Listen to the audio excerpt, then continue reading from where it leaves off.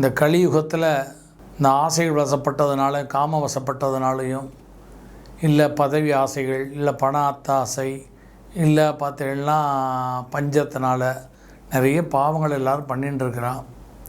நல்லா வாழணும்னு சொல்லி ஆசைப்பட்டு பேராசைனால சில பேர் பாவங்கள்லாம் பண்ணிட்டு இருக்கான். ஆனால் நம்முடைய சாஸ்திரங்கள் இந்த கலியுகம் இப்படித்தான் இருக்கும் அப்படின்னு ஏற்கனவே சொல்லியிருக்கு. அப்போ அதுக்கு ஒரு வழிகாட்டுகள் முறைகளையும் சாஸ்திரங்கள் சொல்லியிருக்கு, சில பிராயச்சித்தங்களையும் சொல்லியிருக்கு. அதில் பெரிய பெரிய யாகங்கள், பெரிய பெரிய பூஜைகள் எல்லாம் எல்லாராலையும் பண்ண முடியாது. ஒரு சாதாரண ஒரு பாமரன் அது மாதிரி பெரிய பெரிய பாவத்தை பண்ணிட்டு பெரிய பரிகாரங்கள்லாம் பண்ண முடியாதுங்கிறதுனால எளிமையாக நமக்கு பாமரம் மட்டும் இல்லாமல் எல்லாருக்குமே சொல்லியிருக்கிறது சகஸ்ரநாம பாராயணம், விஷ்ணு சகஸ்ரநாம பாராயணம்.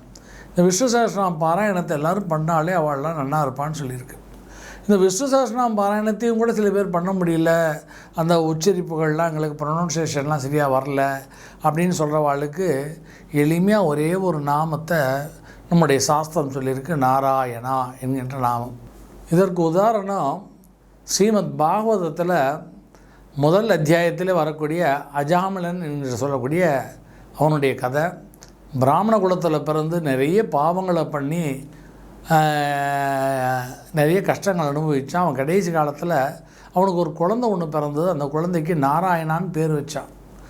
அந்த நாராயணங்கிற பேர் வச்சதுனால அவனுக்கு அந்த படுக்கையாக இருந்தான், பெட்ரிட்டனாக இருந்தான். அதனால் கடைசி காலத்தில் ஒவ்வொரு வேலைக்கும் நாராயணா நாராயணா அந்த பையனை கூட்டுகிட்டே இருந்தான்.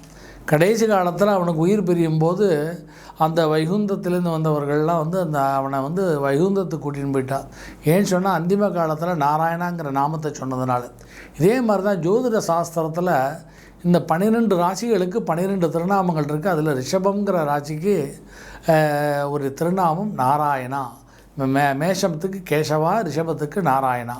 இது மாதிரி ஒவ்வொரு ராசிக்கும் ஒரு திருநாமம் இருக்குது. நாராயணாங்கிற நாமம் அது ரிஷபத்தில் வரும். இந்த ரிஷபம் யாருடைய வீடுனா சுக்கரனுடைய வீடு. அங்கே தான் சந்திரன் உச்சம் பெறுவான். சந்திரன் தான் நம்மளுடைய சரீரம், மனத்துக்கு அதிபதி, புலன்களுக்கு அதிபதி. ஏன்னா சரீரத்தால் மனதால் புலன்களால் செய்த பாவங்களுக்கெல்லாம் தீரணும்னு சொன்னால் தீர்ந்து அதனால் நல்ல லட்சுமி கடாட்சம், வாழ்க்கை நல்ல உயர்வும் கிடைக்கணும்னு சொன்னால் அந்த சுக்கரனுடைய அனுக்கிரகம் வேணும். அதனால தான் சந்திரன் சுக்கரனுடைய வீட்டில் உச்சம் பெற்றிருக்கிறான். அந்த ரிஷபராசிக்குரிய நாமம் நாராயணா. எனவே நாராயணாங்கிற நாமத்தை சகஸ்ரநாமம் சொல்லாட்டாலும் நாராயணா நாராயணா நாராயணாங்கிற நாமத்தை யாரெல்லாம் சொல்லி வராலும் அவளெல்லாம் கஷ்டங்கள்லேருந்து விடுபட்டு அந்த சுக்கரனுடைய மகாலட்சுமியுடைய அனுக்கிரகத்தில் பரிபூர்ணமாக, சௌக்கியமாக, ஆனந்தமாக, அமோகமாக வாழ்வாள்.